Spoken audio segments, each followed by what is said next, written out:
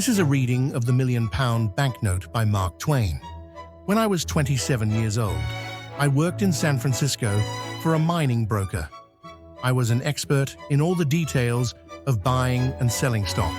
I was alone in the world, but I was intelligent, and people thought well of me. So with these two things, I felt that I would soon be rich, and I was happy enough with that. My time was my own, after work. On Saturdays, I was in the habit of putting that time into a little boat which I took sailing. One day, I went too far out to sea and was lost.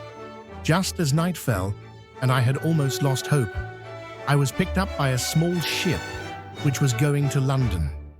It was a long and stormy journey, and they made me work as a sailor to pay for my trip. When I stepped ashore in London, my clothes were ragged and worn out, and I had only $1 in my pocket. This money gave me somewhere to stay and food to eat for 24 hours. During the next 24 hours, I went without food and shelter. About 10 o'clock on the following morning, I was tired and hungry. In Portland Place, a child dropped a delicious big pear on the road after he had taken just one bite. I stopped, of course, and stared at that muddy pear as if it was treasure. My mouth watered for it. My stomach desired it. My whole body begged for the pear. But every time I made a move to get it, someone saw what I was doing. Of course, I straightened up then and looked bored and pretended that I hadn't even been thinking about the pear. This kept happening and happening, and I still couldn't get the pear. I was getting desperate enough to take the pear, despite all the shame of people watching me do it. But then a window behind me opened, and a gentleman spoke to me, saying, "Step in here, please." A well-dressed servant let me into the house. He took me to a richly decorated room where a couple of elderly gentlemen were sitting. They sent away the servant and made me sit down. They had just finished their breakfast. The sight of the food which was left over was almost too much for me. I could hardly think clearly in front of that food, but I was not asked to try any of it. So there was nothing I could do. Now, something had been happening a little earlier. I didn't know about it until many days afterwards, but I will tell you about it now. A few days before, those two old brothers had been having a pretty hot argument. They had ended up agreeing to decide who was right by a bet, which is the English way of settling everything. You will remember that the Bank of England once printed 2 banknotes of £1,000,000 each. These were to be used in a business deal with a foreign country. For some reason, only one of these banknotes had been used. The other was still the vaults of the bank. Well, the brothers were having a chat, and they started to wonder what would happen to a completely honest and intelligent stranger who was in London with no friends and with no money but that £1,000,000 banknote, and no way to explain why he had that banknote with him.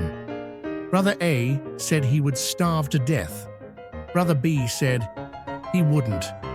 Brother A said he couldn't take the banknote to a bank because he would be arrested at once.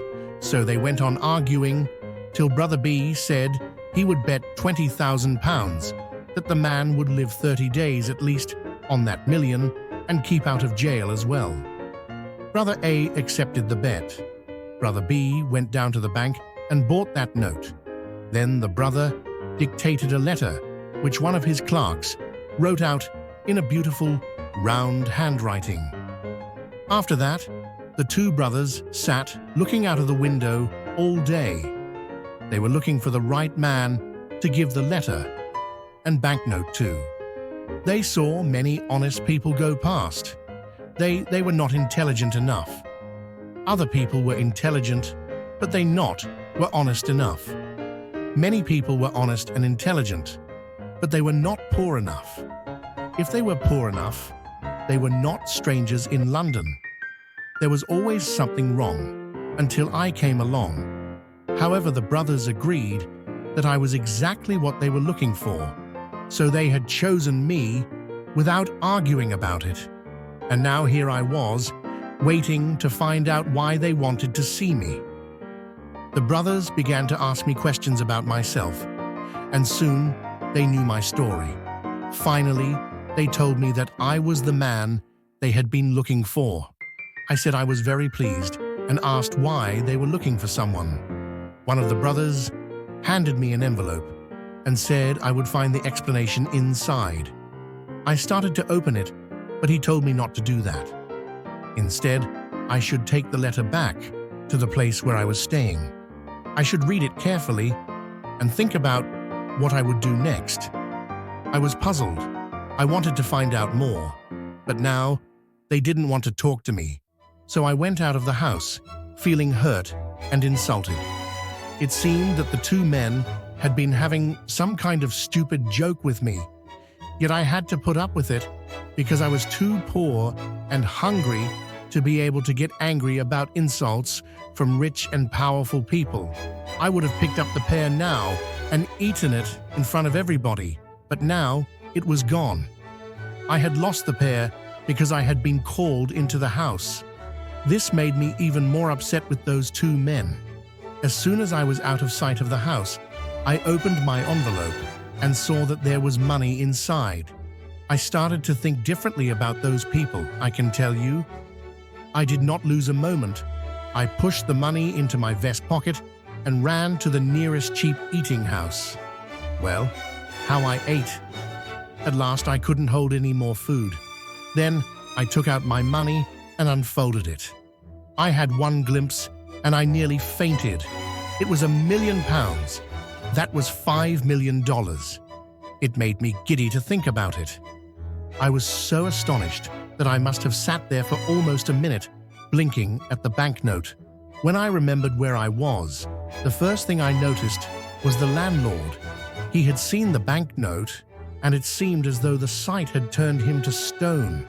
He was worshipping the banknote with all his body and soul, but he couldn't move a hand or foot. At that moment, I knew what I should do. It was the only logical thing I could do. I passed the note to him and said carelessly, "Give me the change, please." Then he came back to normal. He made 1,000 apologies for not being able to give me so much change. I couldn't get him to touch the banknote. He wanted to look at it all the time. He couldn't seem to get enough of looking at it, but he would not touch it.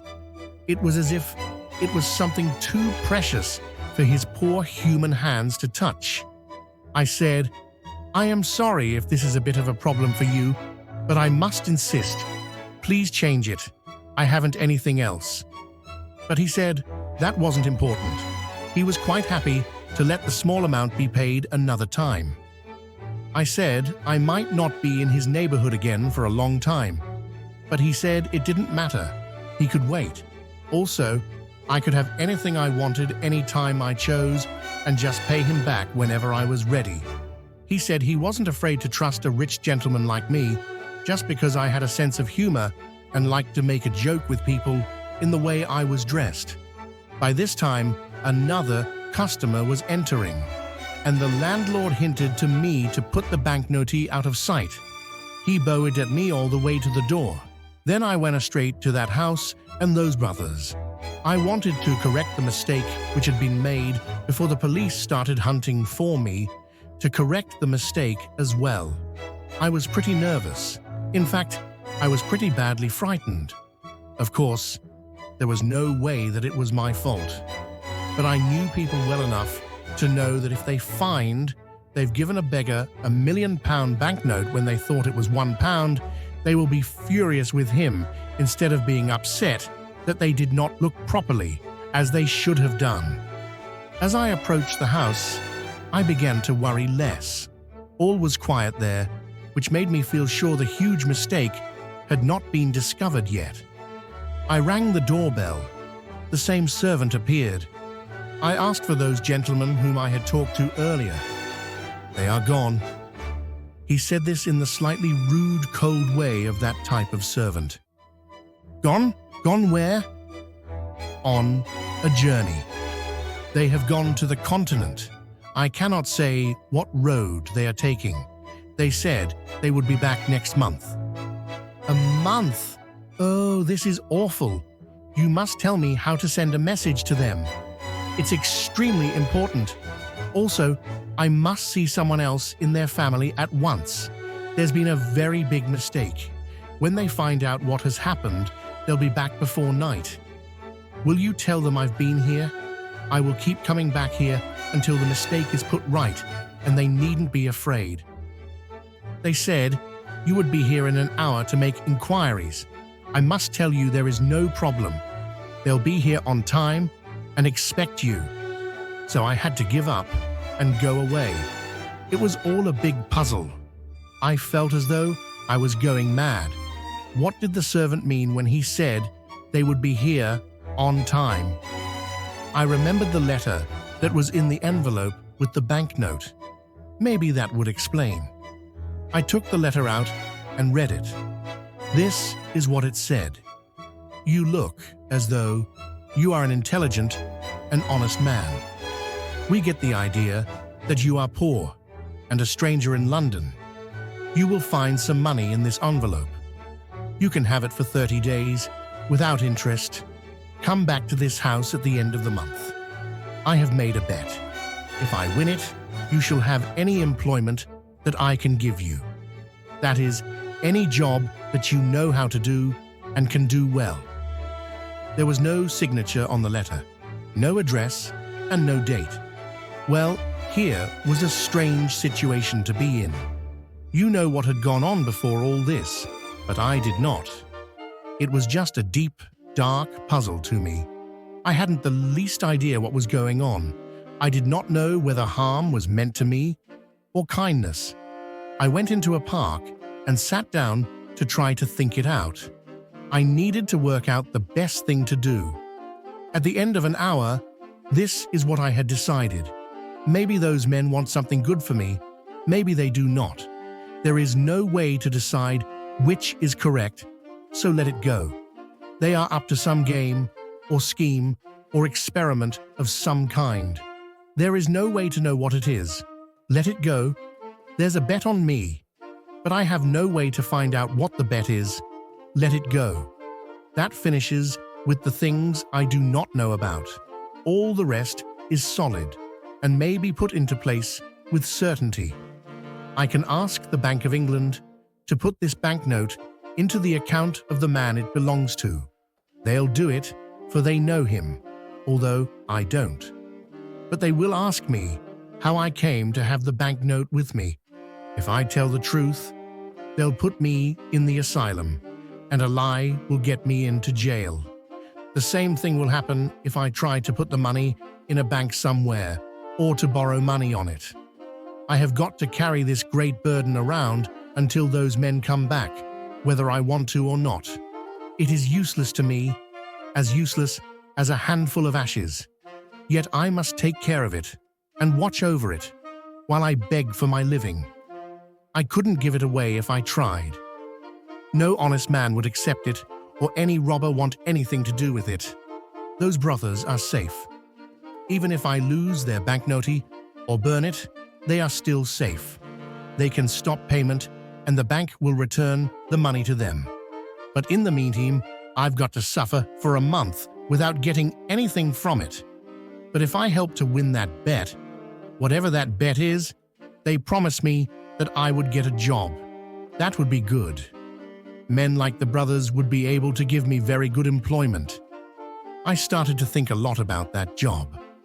My hopes began to rise high. I was sure that the salary would be large. It would begin in a month. After that, I should be all right. Pretty soon, I was feeling very happy again. By this time, I was walking around the streets once more. The sight of a tailor's shop gave me a strong desire to get out of the rags I was wearing. I wanted to be properly dressed once more.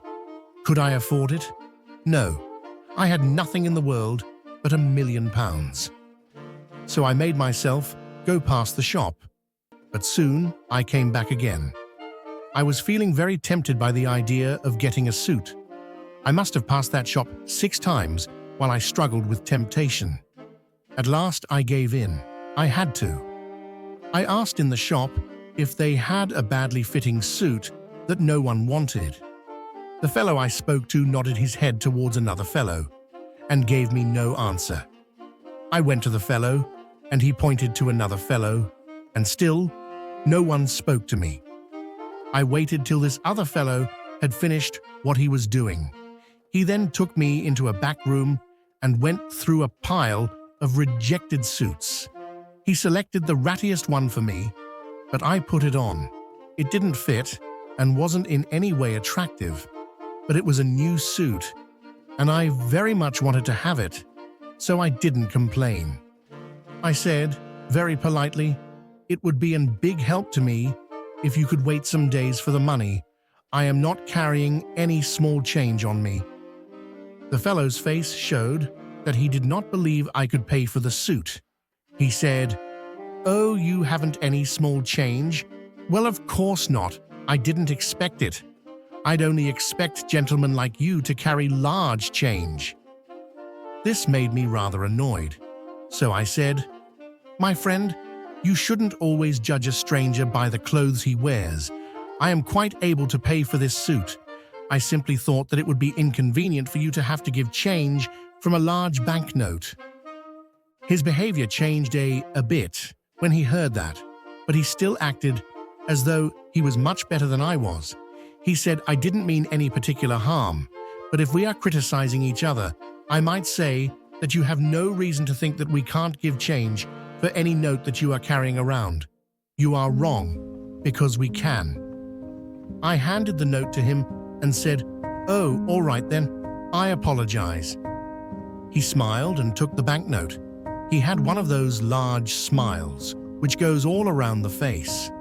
There are folds in it, and it curves, and it looks like where you have thrown a brick into a pond. Then when he looked quickly at the banknote, this smile froze solid. His face turned yellow, and the smile looked like those wavy worm-like spreads of lava which have hardened on the side of Mount Vesuvius. I never before saw a smile which froze into place like that. The man stood there holding the bill and looking like that until the shop owner came over to see what was the matter. He said briskly, "Well, what's up? What's the trouble? What does the customer still need? Come on, get him his change, Todd. Get him his change." Todd replied, "Get him his change.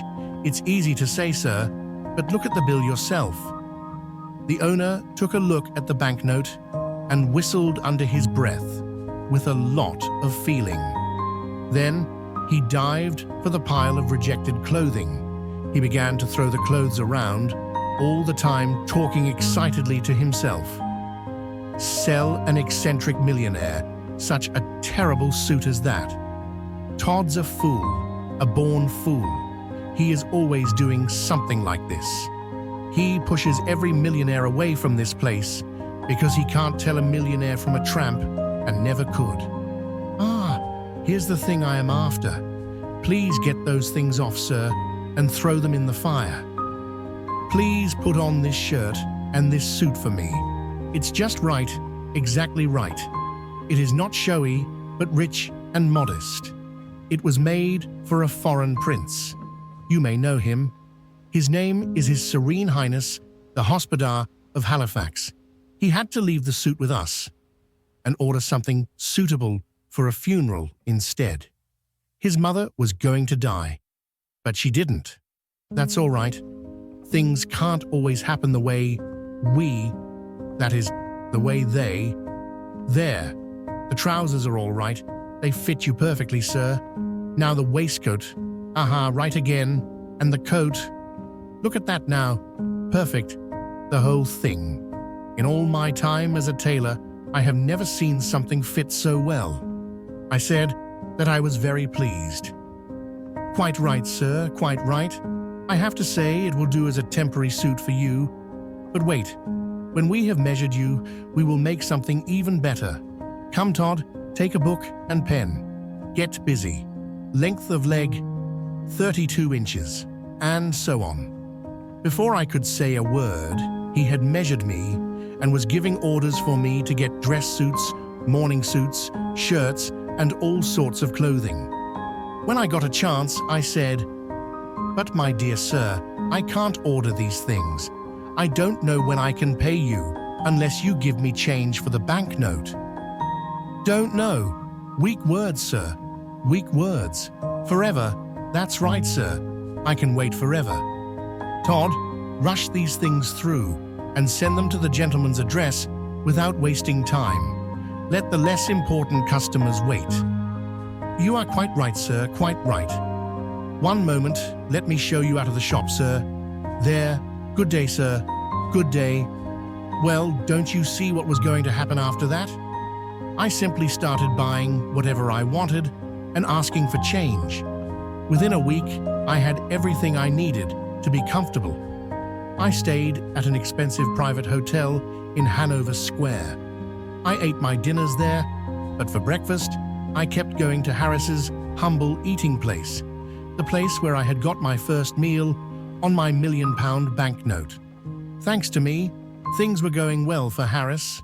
The news had got out that the foreign crazy man who carried £1,000,000 bills in his pocket always ate at the place. That was enough. From being a poor, struggling little business that did not make much money, Harris's eating place had become famous and overcrowded with customers. Harris was so grateful that kept lending me money and would not let me say no. So, I was a poor man who had money to spend. I lived like the rich and the great. I judged that sooner or later, things were going to go wrong. But I was in this mess now, and I had to swim across it or drown. You see, I thought that disaster had to happen eventually. This was the serious side, the sober side, yes, the tragic side of a situation which would otherwise have been completely ridiculous. In the dark of the night, the tragedy part was always in my mind. It was always warning and always worrying me, and so I moaned and turned around in my bed, and sleep was hard to find. But in the cheerful daylight, the tragedy disappeared, and I walked on air. I was so happy that I felt almost drunk with it. You can't blame me for being happy. I had become rather well known in the biggest city in the world. This stopped me from thinking clearly about things. You could not buy a newspaper, English, Scottish, or Irish, without reading one or more stories about the vest pocket £1,000,000 and things I had done or said. At first, when the newspapers mentioned me, I was at the bottom of the gossip column. Next, I was listed above the lower aristocracy, and next above the barons. It went on and on. As my reputation increased, I was mentioned earlier and earlier in the gossip column, until I reached as high as it was possible to go. There I stayed, being mentioned above all aristocrats but the royal family, and above all churchmen, apart from the top one in all England. But I knew that although I was well known, I had not earned my fame. Then came the greatest moment of all, the official recognition, so to speak. Punch magazine showed a cartoon of me. In a single instant, this changed me from someone who was notorious to someone who was famous. Yes, my name and reputation were secure now. My place was established. I might be still joked about, but with respect, not rudely. I could be smiled at, but not laughed at. The time for that had gone by. Punch had pictured me dressed in rags, bargaining with a beefeater for the Tower of London. Well, you can imagine how this affected a young fellow like me. No one had ever taken notice of me before, and now suddenly I couldn't say anything that didn't catch on and get repeated everywhere. When I left the house, I kept overhearing people telling each other, "There he goes, that's him." I couldn't eat breakfast without a crowd watching me, couldn't appear at the opera without being watched by 1,000 opera glasses. Why, I just swam in glory all day long. That is all I can say about it.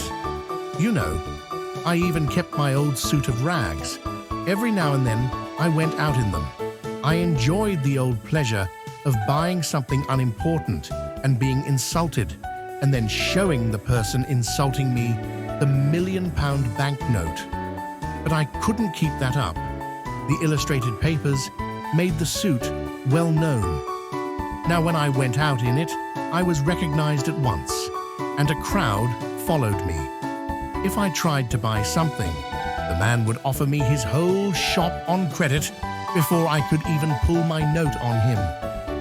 When I had been famous for about 10 days, I went to do my duty to my country. That is to say, I visited the American ambassador. He received me with enthusiasm, but complained that I had been slow in coming to him. He said that there was only one way to get his forgiveness. One of his guests for his dinner party that night had been taken ill, and I should take the vacant place. I said I would, and we started talking.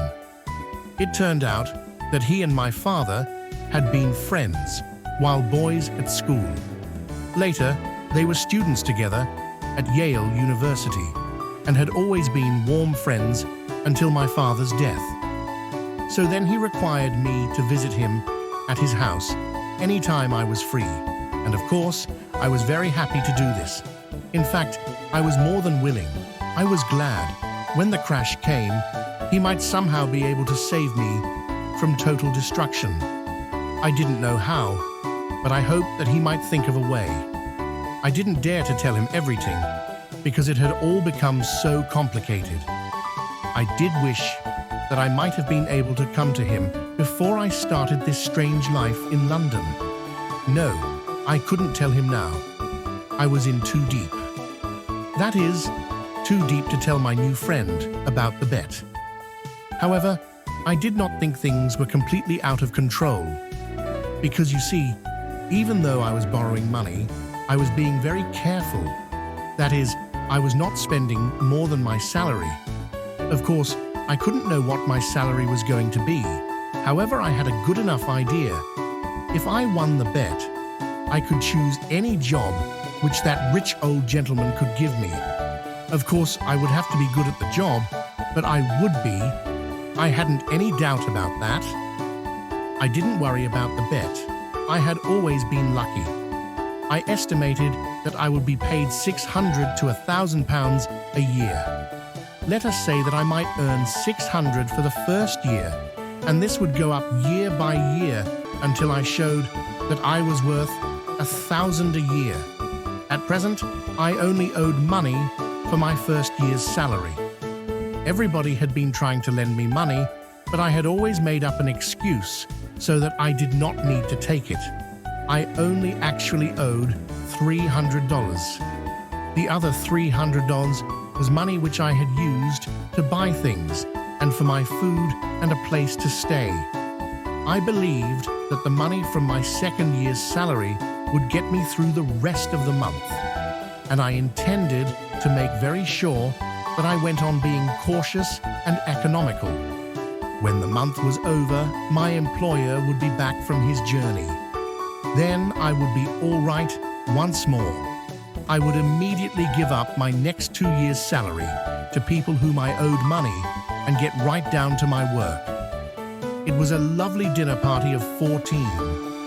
These were the Duke and Duchess of Shoreditch, and their daughter, the Lady Anne Grace Eleanor Celeste, and so forth de Bowen, the Earl and Countess of Newgate, Viscount Cheapside, Lord and Lady Blatherskite. There were also some men and women who were not aristocrats, and the ambassador and his wife and daughter. The daughter had a friend who was visiting her, an English girl who was 22 years old. Her name was Portia Langham, and I fell in love with her in 2 minutes, and she fell in love with me. I could see it clearly. There was also another guest, an American, but I shall say more of this later. People were still outside the dining room, sharpening their appetites for dinner and giving icy looks to those who arrived late. The servant announced that a Mr. Lloyd Hastings had arrived. As soon as he had finished being polite to his host, Hastings saw me. He came straight over with his hand stretched out in greeting. Then he stopped just before he shook my hand. He said, with an embarrassed look, "I beg your pardon, sir. I thought I knew you. Are you the vest pocket monster?" "I am indeed. Don't be afraid to call me by my nickname. I'm used to it." Well, this is a surprise. Once or twice, I've seen your name together with that nickname. I never thought that you could be the Henry Adams people were talking about. Just 6 months ago, you were working for Blake Hopkins in San Francisco. You also used to work nights on a second job, helping me arrange and check the papers and statistics on the Gould and Curry mine extension. I am amazed that you are in London and a millionaire and a huge celebrity. Why, it's like a fairy story. I just can't believe it, can't comprehend it. Give me a minute, because my head is spinning. The fact is, Lloyd, that things are about the same for both you and I. I can't really understand it myself. Dear me, it is amazing, isn't it? Why, just 3 months ago, we went to the Watchia restaurant. Went there at 2 in the morning. We had a meal and coffee because we had been working hard for 6 hours over those papers. I tried to persuade you to come to London with me. I offered to get you permission to be away from your job and pay all your expenses and give you something extra if I succeeded in making the sale. You would not listen to me. You said I wouldn't succeed, and you couldn't afford to lose business, and it would take you a long time to get the hang of things again when you got back home. And yet here you are. How odd it all is. How did it happen that you came after all? And whatever gave you this incredible start? Oh, just an accident. It's a long story. A romance, one may say. I'll tell you all about it, but only at the end of this month. But how is your business going? His cheerfulness vanished like a breath, and he said, with a sigh, "You were a true prophet, Hal. A true prophet. I wish I hadn't come. I don't want to talk about it, but I want to hear the whole story, every word. I'm so grateful just to find someone who is interested in me and what I am doing. After what has happened to me here, Lord, I could go down on my knees for it." He gripped my hand hard and straightened himself up. He was all right and cheerful after that, so then we got ready for the dinner, which didn't happen. No, the usual thing happened. This always happens with that horrible and annoying English system. No one could decide who was the most important person there, so there was no dinner. Englishmen always eat dinner before they go out to dinner, because they know that this might happen. But nobody ever warns the stranger, and so he walks placidly into the trap. Of course, nobody was hurt this time, because we had all eaten dinner already. None of us were new to this, except Hastings, and when Hastings was invited by the ambassador, he was told that because of this, the English custom, there would not be any dinner. Because it is usual to act as though dinner will happen, everybody took a lady and we went down to the dining room. There the usual problems began. The Duke of Shoreditch wanted to sit at the head of the table, saying that he was more important than the ambassador, but I refused to let him have his way. I said that in the gossip column, I came before all dukes who were not relatives of the king. Therefore, I should go first on this occasion. The question couldn't be settled, of course, no matter how much we argued about it, and we did argue. So we all went back to the drawing room again and ate lunch. For lunch, you get a plate of sardines and a strawberry, and you stand together and eat that. For lunch, the question of who goes first is not so difficult. The two most important people toss a coin.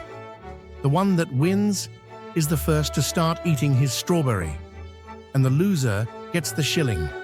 The next two toss a coin, then the next two, and so on. After lunch, card tables were brought out, and we all played cribbage. We bet sixpence a game. The English never play any game for amusement. They won't play if they can't win something or lose something, but they don't care if they win or lose. We had a lovely time. Certainly two of us had a lovely time, and those two were Miss Langham and I. I was so bewitched by her that I couldn't keep score if the points went too high. When I won a game, I never noticed and just started again. I would have lost every game, only the girl was the same. You see, she was in just as bewitched as I, so neither of us ever completed a game. But we didn't bother to wonder why we didn't. We just knew we were happy and didn't want to know anything else and didn't want to be interrupted. And I told her I did indeed. Told her I loved her. Well, she blushed until her hair turned red, but she liked it. She said she did. Oh, there was never such an evening. Every time I marked the score, I added a little message. Every time she scored, she replied to it. I couldn't even say 2 for this without adding, "My, how sweet you do look." And she would say, 2, 4, and a pair are 8. Oh, do you think so? Then she would peep at me from under her eyelashes, you know, and try to look all sweet. Oh, it was just too wonderful. Well, I was perfectly honest, and I told her everything. I said that I hadn't any money at all. All I had was the £1 million note she'd heard so much about, and that note didn't belong to me. That made her curious. Talking quietly, I told her the whole story right from the start. It nearly killed her with laughing. I couldn't see what made her laugh, but there it was. Every half-minute, some new detail would make her laugh again, and I would have to stop for as much as a minute and a half to give her a chance to stop laughing. She laughed so much she could hardly stand. Yes, she did. I never saw anything like it. I never before saw a painful story. A story of a person's troubles and worries and fears make someone laugh like that. So I loved her even more, seeing she could be so cheerful when there wasn't anything to be cheerful about. I joked that I might soon need that kind of wife, the way my future looked. I told her that, of course, we should have to wait a couple of years till I could pay off my debts with my salary. She joked back that she didn't mind that, only she hoped I would be as careful as possible with the money. I must try not to spend any of our third year's pay. Then she began to get a little worried and wondered if we were making a mistake. So she decided my salary for the first year should be higher than before. This was good sense, though it made me feel a little less sure than I had been that everything would work as we planned.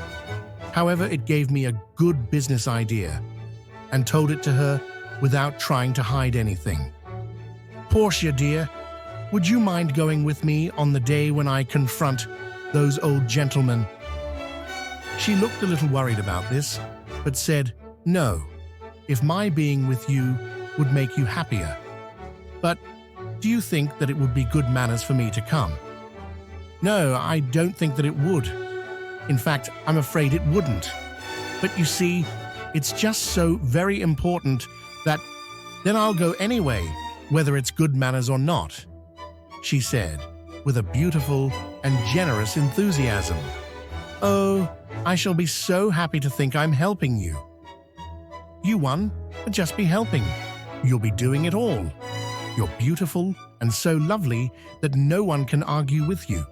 With you there, I can increase our salary till I break those good old fellows, and they'll never have the heart to struggle." Oh, you should have seen the blush on her face and the shine in her happy eyes. She said, "It is wicked to say nice things that you know are not true. What you say is wrong, but I'll still go with you.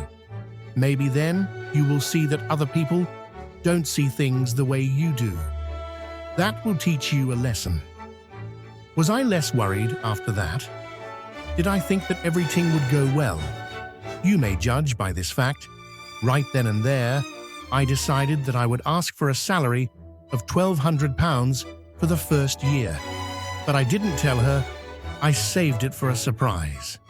All the way home, I was so happy I couldn't think properly. I heard Hastings talking, but did not hear a word. When he and I entered my parlor, he brought me down to earth. He was amazed by my many comforts and luxuries. Let me just stand here for a little while and look at everything. Dear me, it's a palace. It's just a palace. And in it, everything anybody could want, including a warm coal fire and supper standing ready. Henry, it doesn't just make me realize how rich you are. It makes me realize, it makes me completely understand how poor I am. How poor and how miserable, how defeated and crushed. This language really upset me. It scared me right out of my dreams. Again, I remembered that I was standing on a half-inch crust, and there was a volcano underneath. I had been dreaming without knowing it. In fact, I had been dreaming for a while now, but I hadn't allowed myself to know it. But now, oh dear, I remembered that I owed a lot of money. I had not a cent in the world, and a lovely girl's happiness or sadness depended on me. There was nothing in my future but a salary which I might never get. Oh, I was ruined past hope. Nothing could save me. As I thought these things, Hastings said, "Henry, just the leftover bits of your daily income would..." Oh, my daily income. Here, drink down this scotch and cheer up. Or, no, you're hungry, sit down and... Not a bite for me. I'm not hungry. I can't eat these days, but I'll drink with you till I drop. Come, I'm with you. Ready? Here we go. Now then, Lloyd, tell your story while I prepare the drinks. Why? I mean, do you want to hear it over again? Henry, you alarm me. Didn't I tell you the whole story on the way here?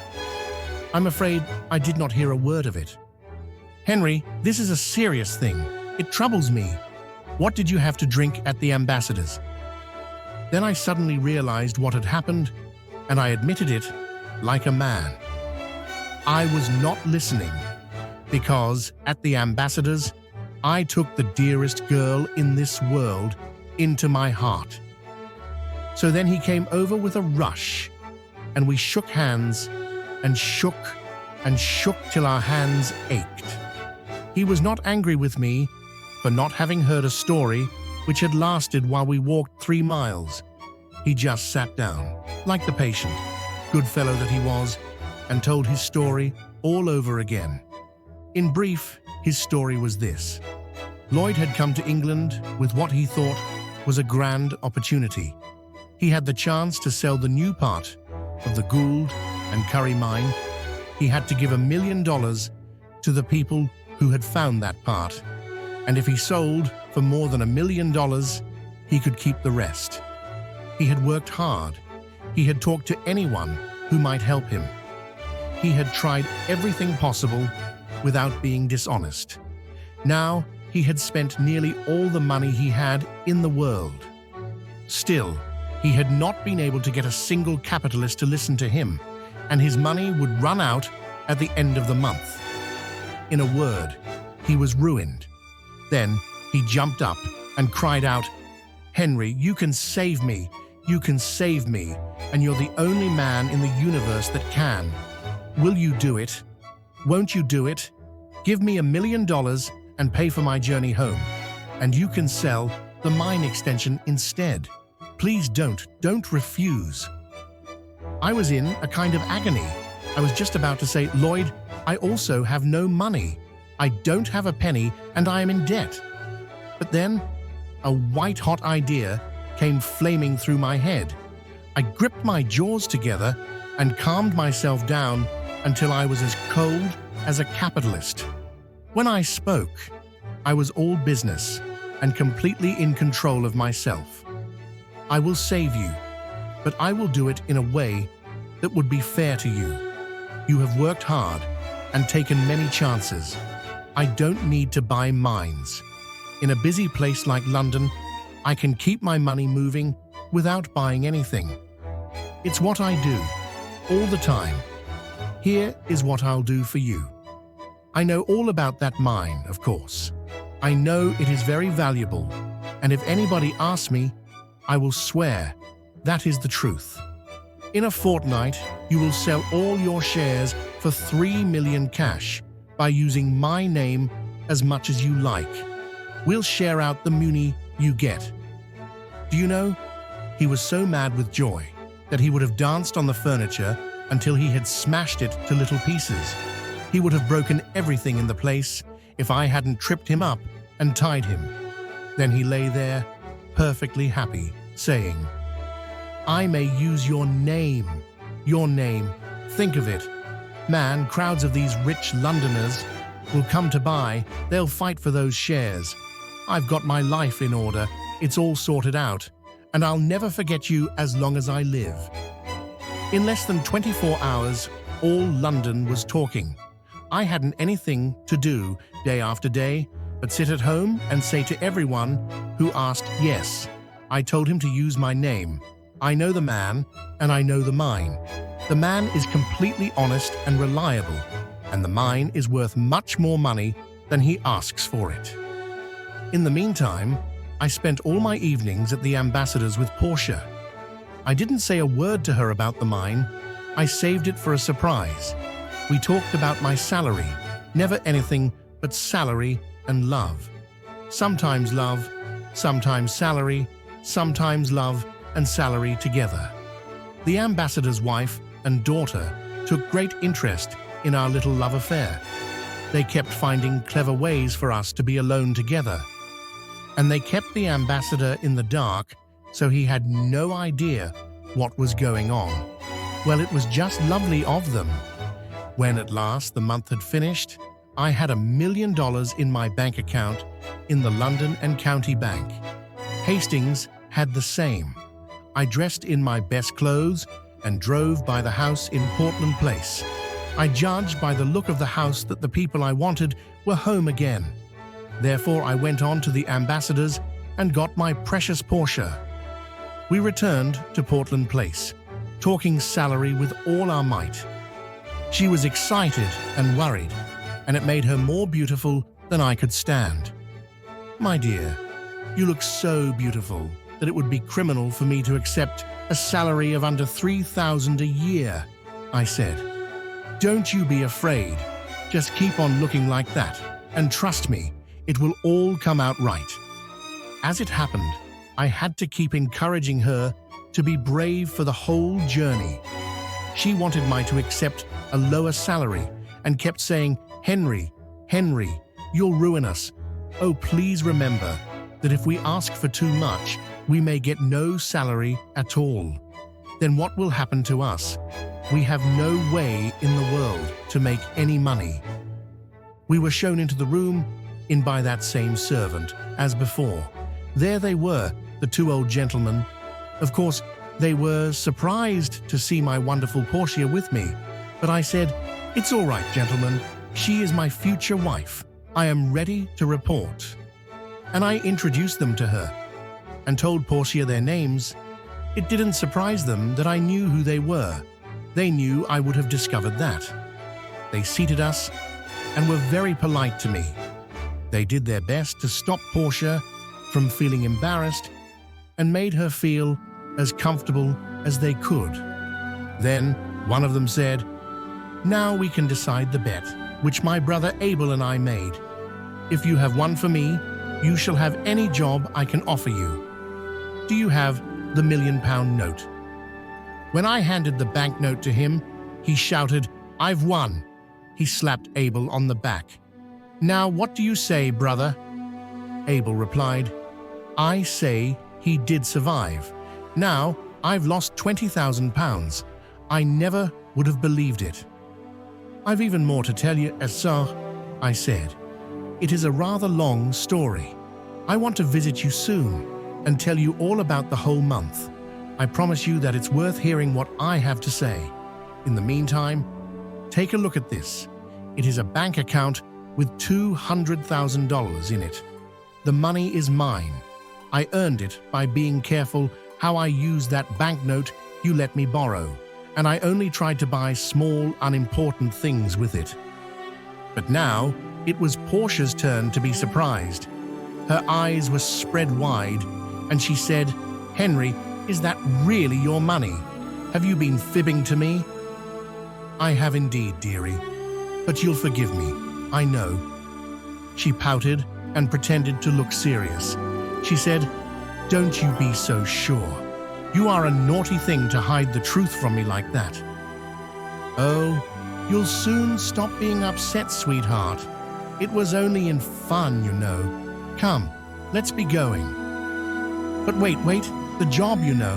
I want to give you the job," said my man. "Well," I said, "I'm just as grateful as I can be, but really, I don't want one. But you can choose the very best one I can give you." "Thanks again with all my heart, but I don't even want that one." "Henry, I'm ashamed of you. You haven't thanked the good gentleman properly. May I do it for you?" "Indeed you shall, dear, if you can do better. Let us see you try."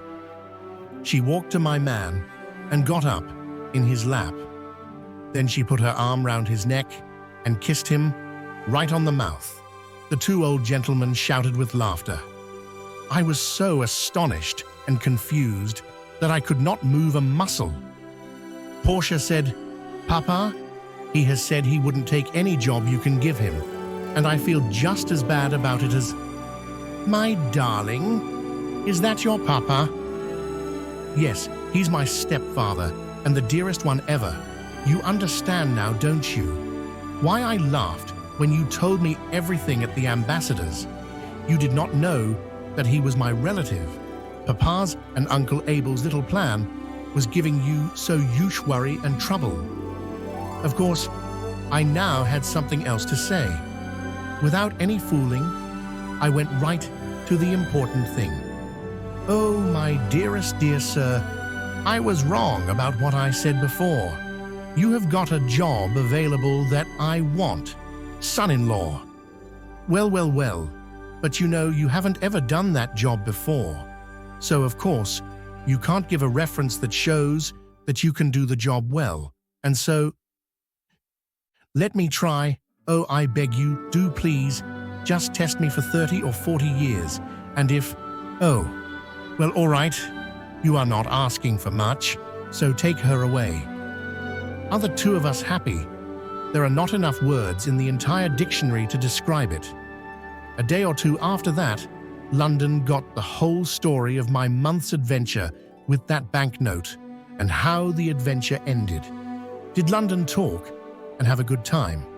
Yes. Portia's papa gave back that friendly and very useful banknote to the Bank of England. Then the bank cancelled it and presented it to him. Portia's papa gave that banknote to us at our wedding. Ever since then, it has always hung in its frame in the most important place in our home. That banknote gave me my Portia. Without it, I could not have remained in London. I would never have visited the ambassador and never would have met her. And so I always say, yes, that banknote's a £1,000,000, as you see, but it was only ever used once to buy something, and then what it was used to buy was worth 10 times as much. The end.